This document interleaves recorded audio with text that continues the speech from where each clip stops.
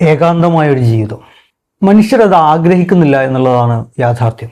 പക്ഷേ ഏകാന്തതയല്ലാതെ മറ്റൊരു വഴിയുമില്ല എന്ന് തോന്നുമ്പോൾ സ്വാഭാവികമായും അവൻ അതിനോടങ്ങ് ചേർന്ന് നിൽക്കാൻ തുടങ്ങും. പ്രണയം അതിൻ്റെ സകല സീമകളെയും ലംഘിച്ച് കൊടിയ വിഷാദത്തിലേക്ക് ഒരുവനെ നയിക്കുമ്പോൾ അവൻ ഏകാന്തതയെ പ്രണയിച്ചു തുടങ്ങും. പക്ഷെ ആ ഏകാന്തത ഒരു മനുഷ്യനെ എങ്ങനെയൊക്കെയാണ് മാറ്റിക്കളയുന്നത് എന്നത് വലിയൊരു ചോദ്യമാണ്. വലിയൊരു ലക്ഷ്യം ആ ഏകാന്തമായിരിക്കുമ്പോൾ പോലും അവൻ്റെ ഉള്ളിലുണ്ടാകും. അവളോടടുക്കുക, അവളുടെ സാമീപ്യം നിലനിർത്തുക എന്നതാണ് അവനെ പൊതിഞ്ഞിരിക്കുന്ന ആ വല്ലാത്ത ലക്ഷ്യം. ആ ലക്ഷ്യം അവൻ മൂടി വെച്ചുകൊണ്ടിരിക്കെ തന്നെ ഏകാന്തതയെ പ്രണയിക്കുന്നു എന്നവൻ പറഞ്ഞുകൊണ്ടേയിരിക്കും. മറ്റൊരു മാർഗവും അവൻ്റെ മുൻപിൽ ഇല്ല എന്നതാണ് ആ പറച്ചിലിൻ്റെ കാരണം.